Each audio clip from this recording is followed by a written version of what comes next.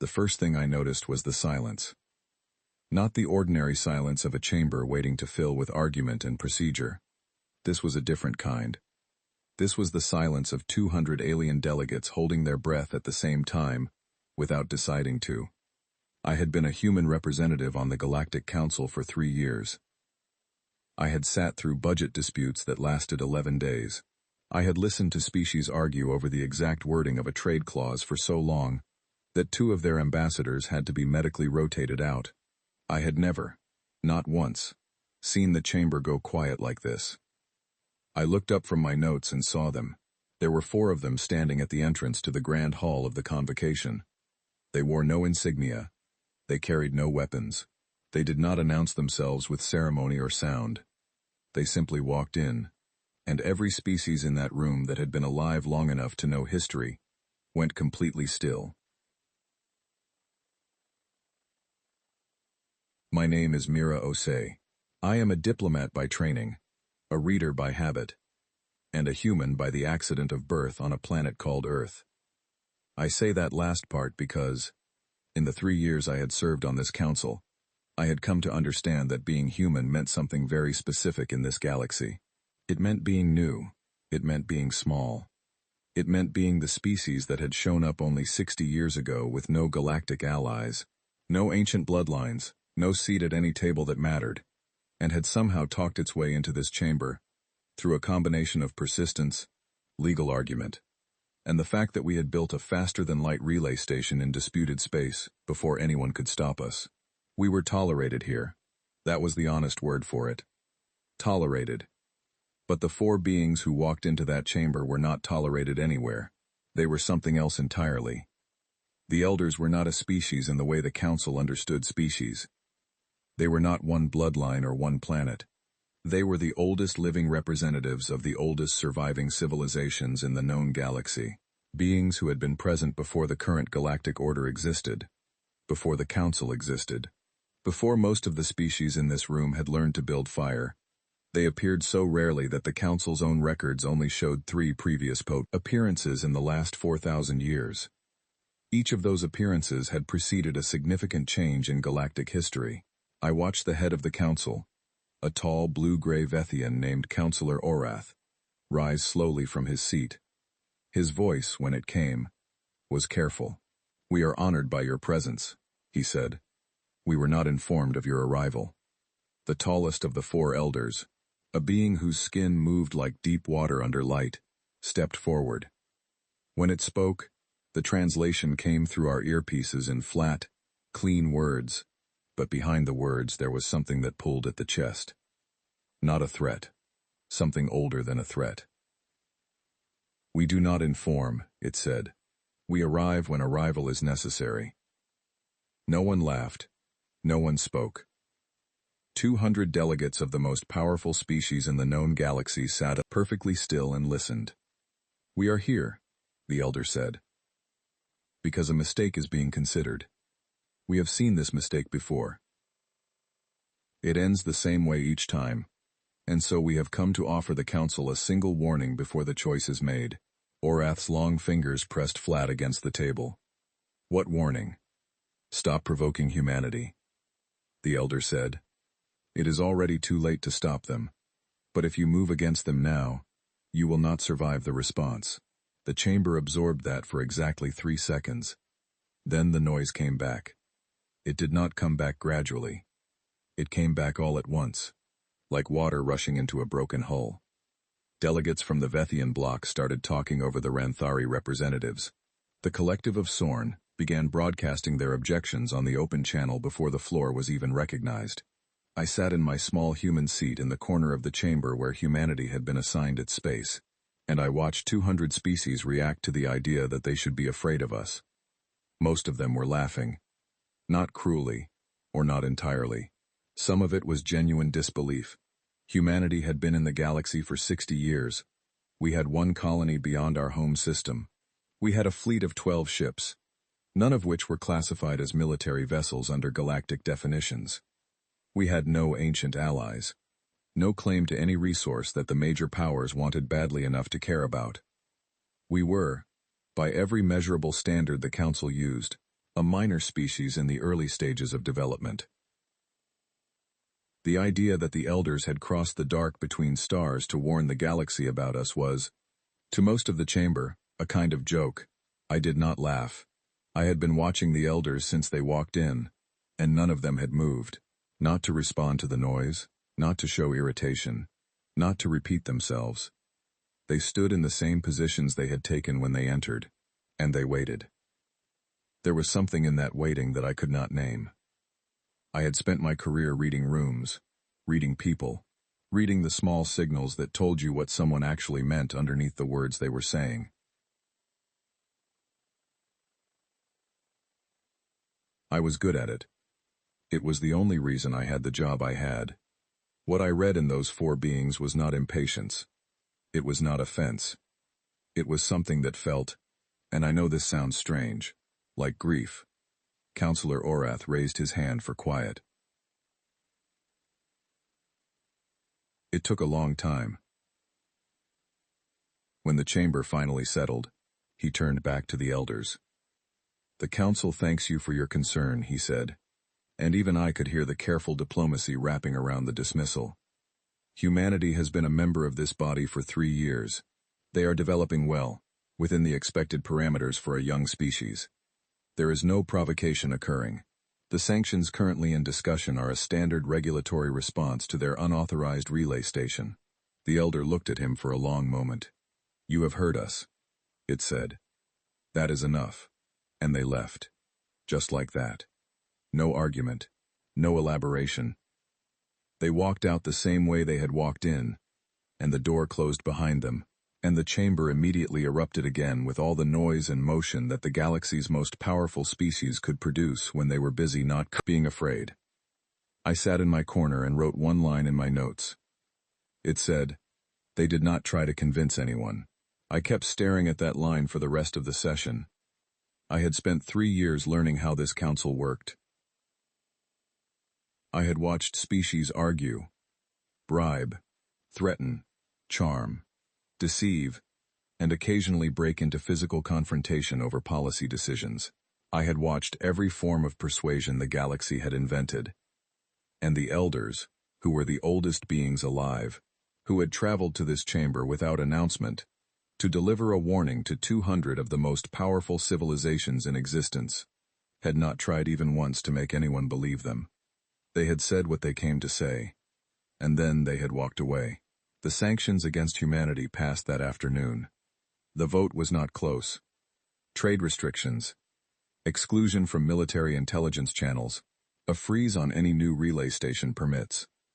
The Ranthari bloc pushed for a full territorial limitation order, which would have confined human expansion to a defined radius around Earth. But it failed by a narrow margin. I transmitted the full record back to Earth as required. I filed the procedural reports. I attended the formal closing session and shook the appropriate hands. I did my job with the exact professional steadiness that the job required. But that night, alone in my quarters on the council station, I opened the historical archive on my personal terminal and searched for one thing. I searched for every previous occasion when the elders had appeared before the Galactic Council. The oldest one and began to read. By the time the station lights cycled to their dim night setting, I had not moved from my chair. My tea had gone cold. My dinner notification had come and gone without me noticing. I had found something in those 3 records that no one in that chamber had apparently thought to look for. Each time the elders had appeared, they had issued a warning about a species. Each time, the council had dismissed the warning. Each time, within the following century, the species being warned about had come to dominate that era of galactic history so completely, permanently reshaped around them. The elders were 3 for 3. I sat in the dark with that fact and felt something cold move through me. Not fear. Exactly. Something more precise than fear. The feeling you get when you suddenly understand that a game you thought you were winning has already ended, and the other player is simply being polite about it. I thought about the elder standing in the chamber. That still, that face that looked, more than anything else, like someone watching a choice being made, that they already knew the outcome of. I thought about what they had actually said. Not, humanity will become powerful. Not, humanity will defeat you. They had said, it is already too late to stop them. Past tense. I got up from my chair very slowly, walked to the window, and looked out at the stars. Somewhere out there was Earth. Somewhere out there were 12 small ships and one unauthorized relay station, and 60 years of being the smallest species in the room. Archives did not give up their secrets easily. That was the first thing I learned in the weeks after the elders left. The Galactic Council kept records going back 11,000 years, and those records were meticulous in the way that only institutions built by multiple civilizations over long stretches of time could be. Every vote, every treaty, every dispute, every discovery was catalogued with the kind of thoroughness that made the archive simultaneously the most complete historical record in existence and almost completely impossible to search usefully. I requested formal access to the restricted elder documents 3 times through proper channels. 3 times I was told the request was under review. On the 4th request I added a procedural note citing Section 12 of the Council's Transparency Covenant, which required that any document more than 300 years old be made accessible to sitting representatives upon written application. The response came back within 2 hours and contained a new access code. I did not sleep much that week. My name was still Mira Osei. I was still a human diplomat, with a small office in the corner of the council station that smelled faintly of recycled air and whatever cleaning solution the maintenance crew used on the floors. And mildly irritating at worst. None of that had changed. What had changed was what I was looking for. The 3 previous elder appearances were well documented in the public archive, but the restricted files added something the public record did not have.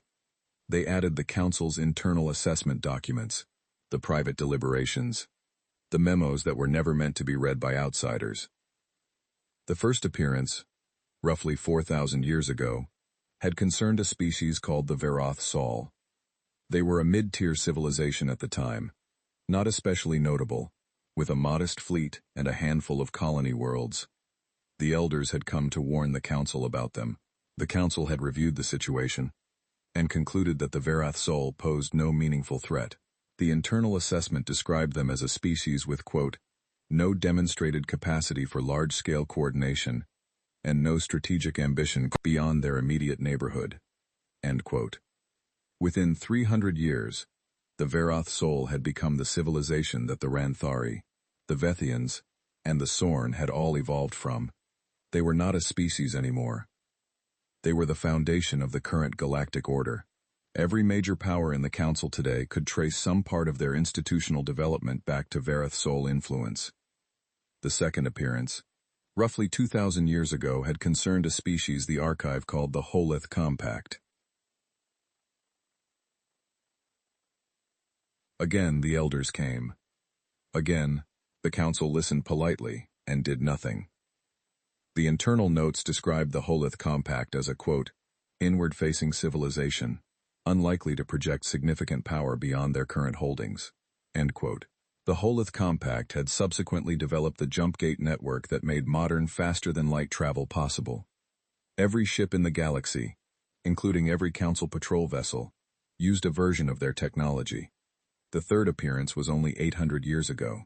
I read those files 3 times because the species being warned about was not familiar to me under any name I recognized. The elder warning had been issued about what the records called the Marin. In a footnote of a trade agreement update from 600 years ago, the Marin had dissolved themselves voluntarily. They had integrated so completely into the infrastructure and economic systems of 15 other civilizations that they had simply stopped existing as a separate entity. They were everywhere. Their genetic lines, their technologies, their administrative methods, they were the water the current council swam in without ever thinking about water. They had not conquered anyone. They had become necessary to everyone. I sat back from my terminal and closed my eyes. The pattern was not what I had expected. I had gone into those files expecting to find stories of military victory, of species that rose up and fought their way to power after being underestimated. That would have been a straightforward story. Underdog wins in the end. I could have understood that. This was not that. Every species the elders had warned about had become dominant, not by fighting, but by becoming indispensable. The Varath soul had built the cultural and philosophical frameworks that the current great powers had built their identities on. The Holith Compact had built the roads. The Marin had built themselves into the walls. And in every case, by the time the Council realized what was happening, the process was so far along that reversing it would have required the Galactic Order to collapse itself. I opened a new document and sat for a long time without typing anything. Then I typed, "What has humanity been doing for the last 17 years?" This required more care than the archive search. The public record on human activity was not restricted, but it was scattered across dozens of different reporting systems. In so many different sectors. We had no single military database to pull from. No central fleet registry that would give me a clean picture. What we had was commercial filings, infrastructure permits, medical partnership agreements, research collaboration records, communications relay contracts. I started pulling those files. It took 4 days. I barely left my office. It was not the picture I had expected, and I had already stopped expecting comfortable pictures by then. Human engineers had filed infrastructure contracts in 22 star systems over the past 17 years. Not military contracts. Infrastructure, power grid maintenance, water reclamation system upgrades for colony worlds, communications relay construction and maintenance. The work was quiet, unglamorous, and spread across systems that the major powers considered too small to prioritize with their own resources. Human medical teams had established partnership agreements with 17 different civilizations, providing staffing for remote colony clinics in exchange for operating rights and a small monthly data sharing arrangement. The data being shared was described in the agreements as, quote, general health and population metrics for research purposes. Human scientists had published collaborative research with 41 different institutions across 30 species. The research was in fields that sounded unremarkable, until you looked at them together. Power systems, communications infrastructure, environmental maintenance, supply chain logistics. There was a word for what I was looking at. The word was presence. Human beings had spent 17 years becoming present in every system that mattered for keeping the galactic economy running. Not loudly, not with flags or speeches or news coverage. Quietly, professionally. Offering services that other species found useful, making themselves easy to work with, filing the right permits, following the local regulations, showing up on time and doing good work. And now they were everywhere. I pulled up the communications relay network map and overlaid it with the human infrastructure contract database. The result made me put my hand over my mouth. 43% of the communications relay stations in the outer spiral were built, maintained, or operated by humans or by companies with primary human ownership.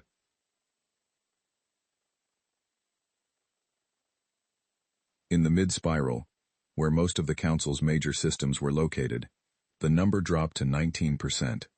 But 19% of the mid-spiral communications network was not a small number. It was a critical number.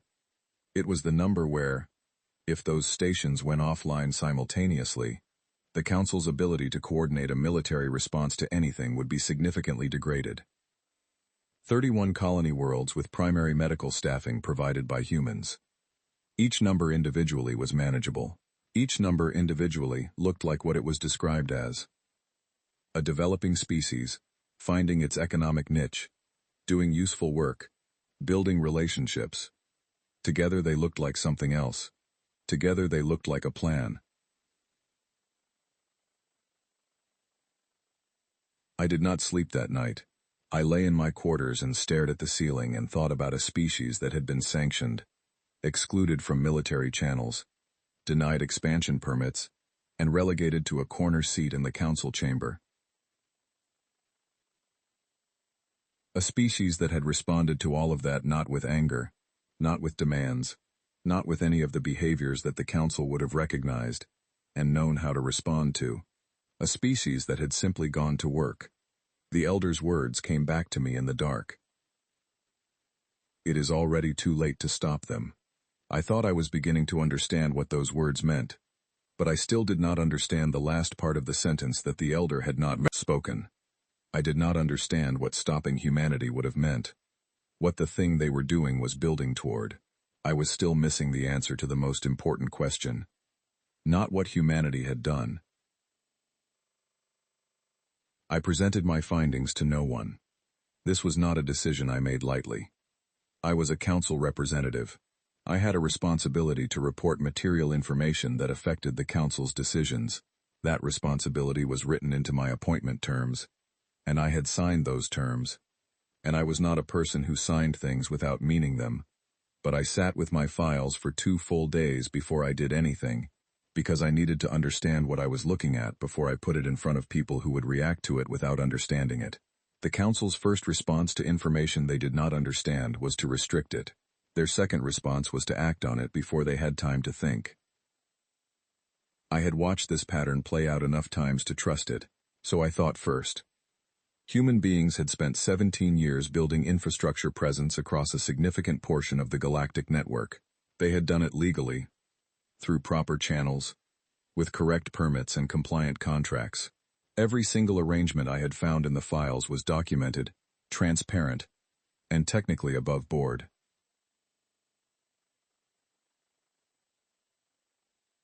There was nothing to sanction. There was nothing to reverse on legal grounds. A species was allowed to bid on infrastructure contracts. A species was allowed to partner with medical institutions. A species was allowed to publish research. There was nothing illegal about becoming important. What I needed to understand was whether there was a purpose behind it beyond what it looked like. On the surface, the pattern in the archive suggested there was. The Verath Sol, the Holith Compact, the Marin. Each of them had built toward something, but the something was different in each case. I needed to know what humanity was building toward. To find that out, I needed to talk to a human. I had one direct contact in the human government that I trusted to give me a straight answer. His name was Callum Park, and he was not a diplomat. He was an engineer who had spent the past decade managing human infrastructure operations in the outer spiral. We had met at a technical conference 2 years before, and stayed in contact because he was one of the few people I had found in my Dawn career who spoke the same way about problems that I did. He said what he meant, and he meant what he said. I sent him a message on the personal channel we used for non-official communication. An agreement. Not a formal treaty, not a signed document. An agreement. In the way that a community agrees on something, without ever sitting down to vote on it. A shared understanding that had emerged, he said, in the years after humanity's first decade on the Council, when it became clear that the Council was not going to take humans seriously, and that the sanctions and the exclusions and the corner seat were not temporary inconveniences, but the permanent shape of the relationship. At some point, Callum said, enough humans had the same conversation with enough other humans, and the conclusion was always the same. We could not fight our way to a seat at the table. We were too small and too new, and the table was held by people who had been sitting at it for thousands of years. We could not charm our way there. We were too strange and too young and too different for that to work either. We could not buy our way there because we did not have enough of anything that they wanted. But we could become necessary. Not threatening, not powerful in the way they understood power. Necessary in the quiet, operational way that the people who fix things are necessary. The engineers who keep the lights on. The doctors who staff the clinics at the edge of nowhere. The relay station operators who make sure the signal gets through.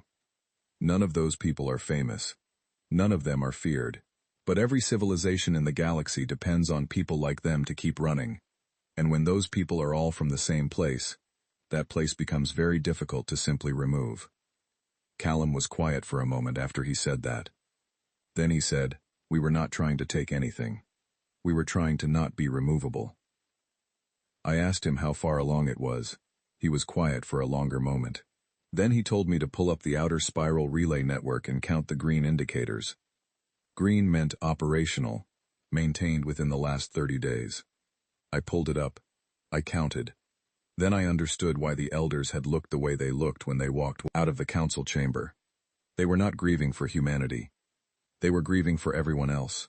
The sanctions the council had voted through continued to be implemented over the following weeks. The trade restrictions began affecting human commercial operations in 6 systems. Human representatives in 3 border zones were informed that their infrastructure contracts were under review, pending a new council regulatory framework that was being drafted. I watched those notifications go out through official channels and I thought, they do not know. The council had spent 3 years watching humanity with half their attention, the way you watch something that is not important enough to watch fully. They had seen a small new species doing small new species things. They had not seen the shape of what those things added up to. Now there was a new regulatory framework coming. Now there were infrastructure contract reviews. Now there were real people inside the human government, reading official council notices and understanding what those notices meant. I did not know exactly what would happen next. I want to be honest about that. I had the archive data, and I had my conversation with Callum, and I had the pattern I had found in 3 previous elder warnings, but I did not have access to human government internal planning. I did not know the specifics. What I knew was the shape. And the shape was, the council had moved, and the elders had said that moving was the thing they should not do. The council's regulatory review notice went out on a Tuesday. I know this because I was in the chamber when the administrative coordinator sent the batch transmission, and I watched the timestamp appear on the formal record. For 6 days, nothing happened. The council interpreted this as compliance. Several delegates made comments in informal sessions about how the regulatory review was proceeding smoothly. Councillor Orath said in a corridor conversation that I was present for that he thought the whole elder situation had been overblown, that humanity was, quote, a practical species that understood how things worked. I was sitting in my office when the first alert came through on the station's infrastructure monitoring system. It was a communications relay indicator in the outer spiral. Station 7 in the Quran belt. Offline. I noted it and kept working. 3 minutes later, another alert. Station 12, also in the outer spiral. Offline. I stood up from my desk. Over the next 40 minutes, I watched the monitoring board light up in a pattern that I recognized before the council operations team did, because I had been looking at the infrastructure map for weeks. Every station that had gone offline was a human-operated point. By the time the operations team called an emergency session, 17 star systems had gone dark. Not dark as in destroyed. Dark as in disconnected. The power was still on. The hardware was still intact. The relays were simply not transmitting, and the teams responsible for maintaining them were not responding to council communications, because the council communications were traveling through relays that were offline. I sat in the emergency session and watched some of the most powerful species in the galaxy encounter something they had no procedure for. Not an attack. A pause. Councillor Orath was trying to reach the outer spiral command post, and the signal was not getting through. And he could not understand why the backup channels were not working either, and someone was trying to explain to him that the backup channels for those systems routed through the same relay network, and he was asking why anyone had permitted that. And no one had a satisfying answer because the permits had been filed correctly and reviewed and approved, and no single permit had looked like anything other than a routine infrastructure operation. That was the moment I understood it completely. It had never been a secret. It had never needed to be a secret. Every contract was public. Every permit was on file. Every relay station and medical agreement and research partnership was documented and visible to anyone who wanted to look. But no one had ever put it all in the same picture at the same time, and asked what the picture meant. I had done that only because the elders had made me nervous enough to look. The emergency session was still running when the transmission came in from the human government. It came through one of the channels that was still operational, a mid-spiral relay that was not in the affected zone, and it arrived as a plain text communication, addressed to the full council. I read it on the chamber screen with everyone else. It was short. It said, "We are aware of the current communication disruptions in affected zones. These disruptions are a result of scheduled maintenance being paused pending clarification of our operational status under the new regulatory framework. We have no desire for conflict. We have never had any desire for conflict. We are prepared to restore full operational service immediately upon the following conditions: withdrawal of the current trade restrictions, reinstatement of the expansion permits frozen in the previous council session, and formal acknowledgement of humanity's right to participate in infrastructure contracting under the same terms as any member species. We do not issue ultimatums. We are simply clarifying that our teams cannot be expected to maintain systems, while their legal right to operate those systems is under formal review. We look forward to a resolution. The chamber was very quiet. I thought about the elders standing in that same room. That still, patient posture. The grief I had read in their stillness. I thought about 3 previous species, 3 previous warnings, 3 previous outcomes. And I thought about Callum's words. We were not trying to take anything. We were trying to not be removable. Somewhere in 17 dark star systems, human maintenance teams were sitting quietly, with their work paused, waiting. No weapons. No demands beyond what had already been taken from them. No army at the gate. Just 17 systems in the dark. And a politely worded message, and the patience of a species that had been practicing patience for 17 years. The council had 36 hours to respond before the outer spiral medical stations began routing their emergency communications through the backup channels, which also ran through the same relay network. I watched Councillor Orath read the transmission a second time, and then a third.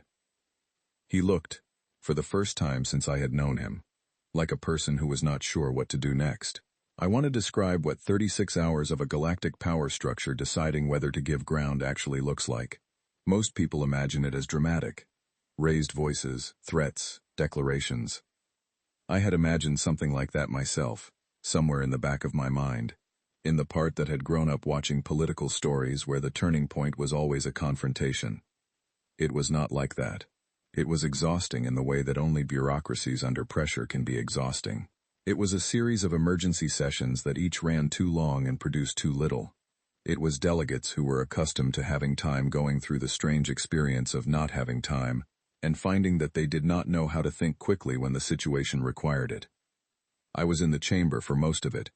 I was still, technically, the human representative. My presence was something of an awkwardness for everyone, including me. The council had just received a message from my government that had the flavor of a firm negotiating position, and I was sitting in my assigned seat in the corner with my notepad and my professional expression, and no one was quite sure how to talk to me. I did not try to make it easier for them. That was not my job at that moment. My job was to be present, and to observe, and to report, and I did all 3. The first 6 hours were spent trying to find a technical solution. Could the council restore the relay stations without human cooperation? Several engineering teams were dispatched to assess. They came back with reports that the relay hardware was intact but required access credentials for the operational systems, and those credentials were held by the contracted operators, and the contracted operators were human. There were procedures for emergency credential transfer, but those procedures required the cooperation of the original operator, or a legal order. And a legal order would take longer than 36 hours to process through the council's own court system. The second 6 hours were spent arguing about whether to simply take the stations by force and assign new operators. This argument was lengthy and, to my professional eye, had the character of an argument that people are making because they need to feel like they are doing something rather than because they have a good option.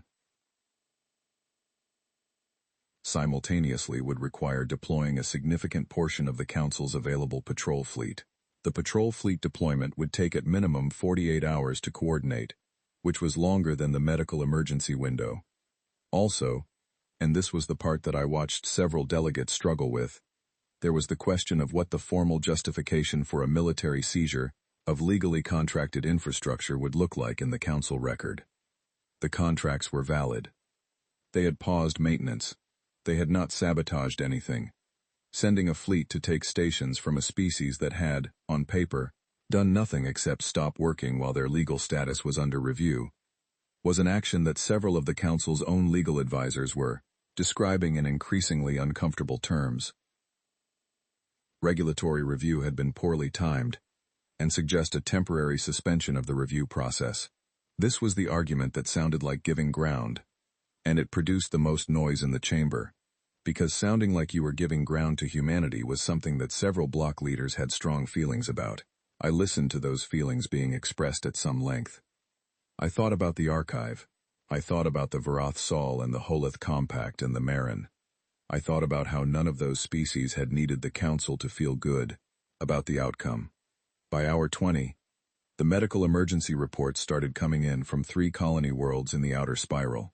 Not catastrophic situations. The colony medical teams were managing, but the emergency communications were routing through backup channels that added significant delay, and there were 2 situations that the colony administrators were flagging as potentially serious if the delay continued. The chamber read those reports in a silence that had a different quality than the earlier silences. This was the silence of people beginning to understand the difference between an abstract argument about power and a concrete situation involving people who needed help. Councillor Orath called a closed session of the senior block representatives. I was not invited to that session, which was correct procedure. I was human. My presence would have been a conflict of interest. I went back to my office and sat at my desk and waited. The closed session lasted 4 hours. When it ended, the formal resolution was transmitted to all member representatives simultaneously. I read it on my terminal. The trade restrictions against humanity were suspended pending a formal review with human government participation. The expansion permit freeze was lifted. The infrastructure contract review was paused. The Council formally acknowledged humanity's right to participate in all standard contracting processes under the same terms as established member species. In return, the human government was requested to restore relay operations as soon as possible. The human government's response arrived 11 minutes later. It said, "Acknowledged. Maintenance teams are being dispatched now. Full service will be restored within 6 hours. We appreciate the Council's attention to this matter." The stars in 17 systems lit back up. I was standing at my office window when it happened, watching the monitoring board shift from amber to green system by system, and I felt something that I did not entirely know how to describe. It was not triumph, it was closer to the feeling you get when you have been holding your breath without realizing it, and you finally let it out. The next morning I sent a message to Callum. I told him the restoration was complete. I asked if he was doing well. He responded with 3 words. He said, "Lights are on." 3 days after the relay stations were restored, the elders appeared again. There was no announcement. There was no ceremony. The chamber was in the middle of a routine agricultural subsidy debate. When the 4 of them walked in through the same entrance they had used before, the room went silent the same way it had the first time. They walked to the center of the floor, and the tallest one, the one whose skin moved like water, looked around the chamber for a moment. Then it looked directly at me, which was the only time in either of their appearances that an elder had made direct eye contact with any specific delegate, and I felt the full weight of that attention land on me like something physical. Then it looked away and addressed the room.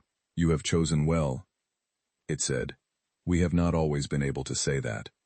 No one spoke. "We grieve for what you do not yet understand," it continued. "The species you moved against was never your threat. What they have done here, they will continue to do. Not against you. For you. In the way that a foundation is for the building above it. You did not know you were building on them. Now you do." Councillor Orath, with what I thought was genuine difficulty, found his voice. "What should we have done differently?" he asked. The elder looked at him. "You should have listened the first time," it said. And then they left again. The chamber sat in silence for a long time after the door closed. Longer than the first time. I watched delegates who had laughed the first time sit with expressions I did not have words for. I did not write anything in my notes during that silence. I just sat. The formal record would say that the crisis lasted 36 hours, that a diplomatic resolution was reached, and that normal operations were restored. The formal record would be accurate.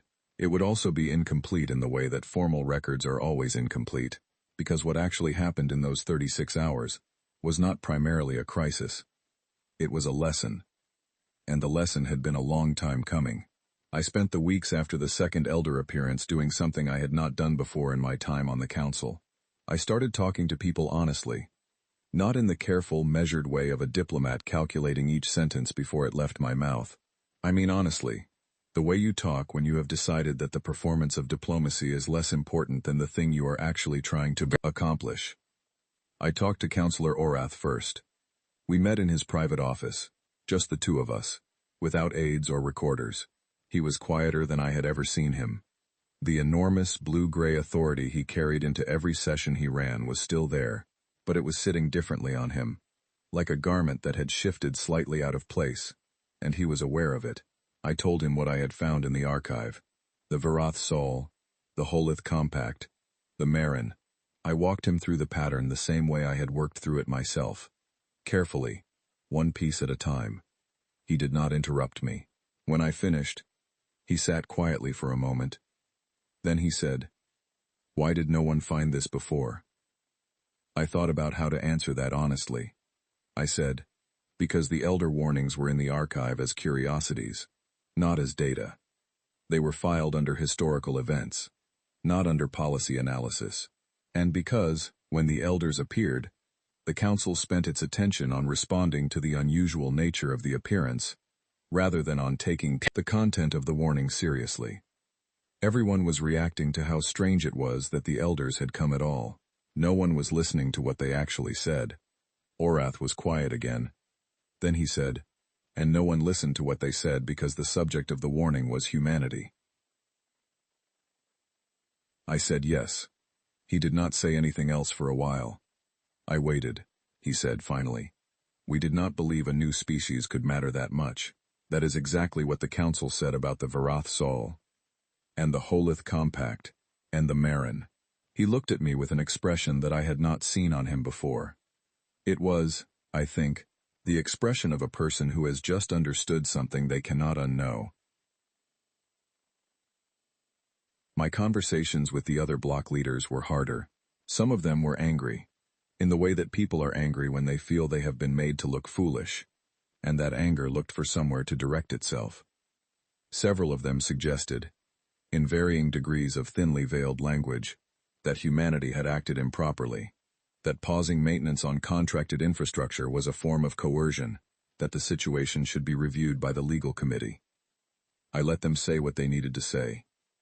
Then I pointed out calmly that every maintenance pause had been procedurally justified by the contract review that the council itself had initiated, that humanity had sent a clear communication explaining the situation and requesting a resolution, that no infrastructure had been damaged, no service had been disrupted beyond the maintenance pause, and no threat had been issued.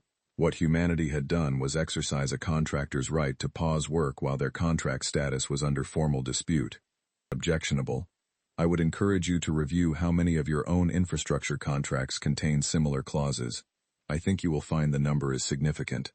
Several of those conversations ended earlier than expected.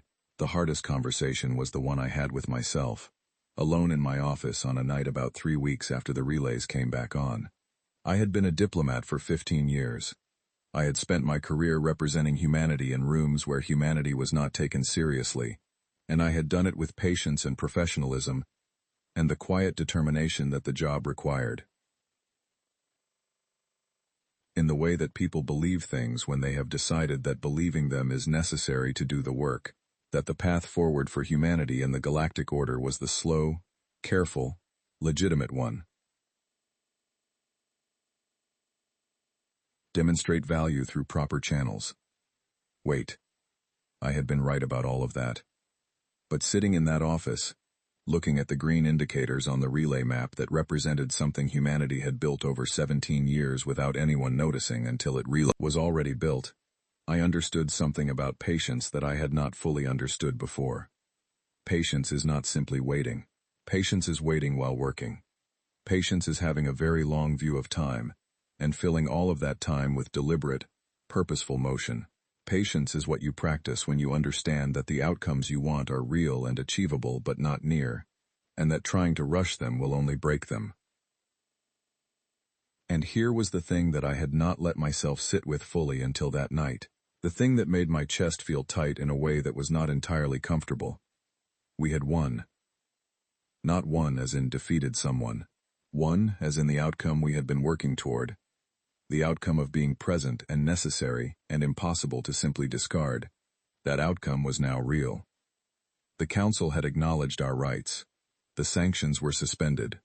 The contracts were intact. Humanity was still in every system where it had built itself over the past 17 years. And it was not leaving. And everyone in the galaxy now knew that asking it to leave had a cost that the asker would feel immediately and personally. We had not fired a single weapon. We had not threatened a single life. We had simply stopped working for 36 hours. And the most powerful political body in the known galaxy had changed its position. That was not a small thing. It was not a comfortable thing either. Because winning meant that the dynamic had changed. And changed dynamics always meant someone had lost ground. And lost ground always meant complicated feelings that took a long time to settle into something workable.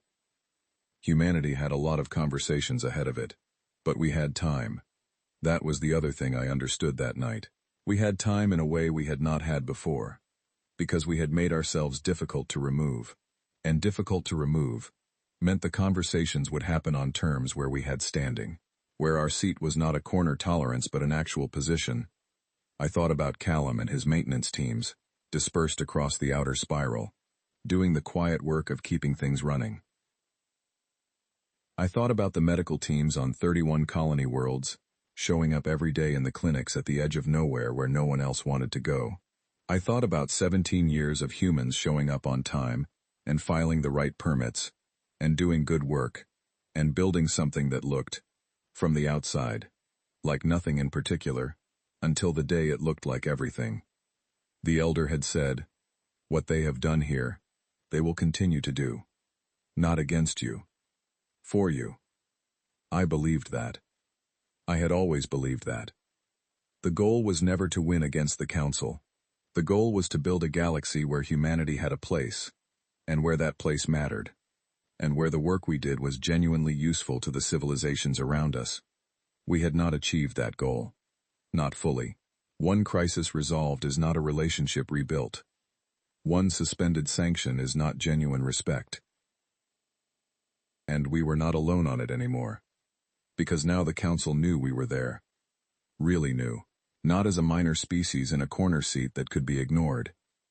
As the people who kept the lights on in 17 star systems and who had chosen, when given reason to stop, to pause their work politely, and send a message that asked for fairness, instead of reaching for something worse. That choice mattered. I knew it mattered not because it looked impressive but because of what it said about who we were. The power to hurt, and the choice not to use it. The request for what was fair, instead of the reach for what could be taken. That combination was the thing that made the elders grieve. Not because humanity was frightening. Because humanity was ready. I stood at my window for a long time that night, looking out at the stars the way I had on the night after the first elder appearance. Then, I had been afraid and uncertain, and trying to understand something I did not yet have the pieces to see clearly. Now, I had the pieces. They were not all comfortable pieces. The shape they made was not a simple shape. But it was real, and it was ours, and it had been built by thousands of ordinary people doing unglamorous work in distant places, because they believed in something longer than their own lifetimes. I thought about what the elder had said in its second appearance. They should have listened the first time. I thought the elder was right, but I also thought, they listened now. That was not nothing. That was, in its own imperfect way, a beginning. I turned off my office light and went to bed. And somewhere in the outer spiral, in 17 systems that had been dark for 36 hours, and were now burning steady and bright, human maintenance teams checked their boards, confirmed green on all indicators. and logged another ordinary night of keeping the galaxy running. The way they had always done it. The way they would keep doing it. Quietly, steadily, and for a very long time.